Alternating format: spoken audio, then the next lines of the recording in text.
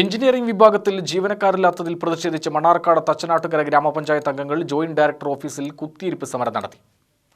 LSGD വിഭാഗത്തിൽ assistant engineer, overseer എന്നീ പോസ്റ്റുകളിൽ സ്ഥിര ജീവനക്കാരില്ലാത്തതിനാൽ സാമ്പത്തിക വർഷം അവസാനിക്കാറായിട്ടും പദ്ധതി പ്രവർത്തനങ്ങൾ ആരംഭിക്കാൻ കഴിയാത്ത സ്ഥിതിയാണ് തച്ചനാട്ടുകരയിലുള്ളത് എന്ന് പഞ്ചായത്ത് പ്രസിഡന്റ് KPM സലീം പറഞ്ഞു.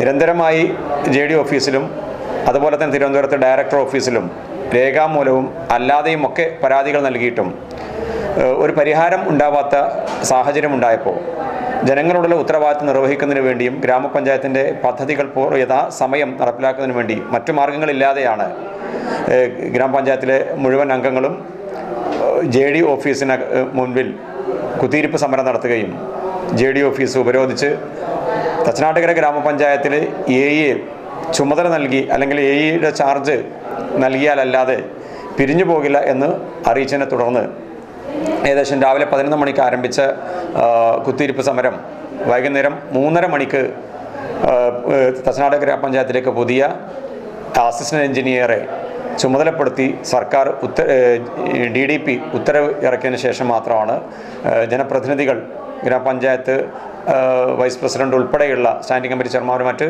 മെമ്പർമാരും എല്ലാ രാഷ്ട്രീയ പാർട്ടികളിലും പെടുന്ന മെമ്പർമാർ ഒന്നിച്ചാണ് ഗ്രാമപഞ്ചായത്തിൻ്റെ ഈ ആവശ്യം അവിടെ അവതരിപ്പിക്കുകയും അത് ശക്തമായ ഇടപെടലിലൂടെ നേടിയെടുക്കാനും കഴിഞ്ഞിട്ടുണ്ട്.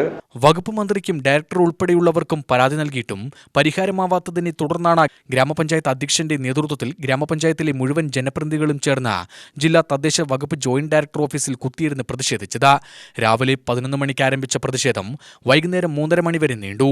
വെള്ളിനേഴി പഞ്ചായത്തിലെ AEക്ക് അധിക ചുമതല നൽകി തച്ചനാട്ടുകരയിലേക്ക് നിയോഗിച്ച് ഉത്തരവിറക്കിയതിനെ തുടർന്നാണ് പ്രതിഷേധം അവസാനിപ്പിച്ചത്. UTV news, Palakkad.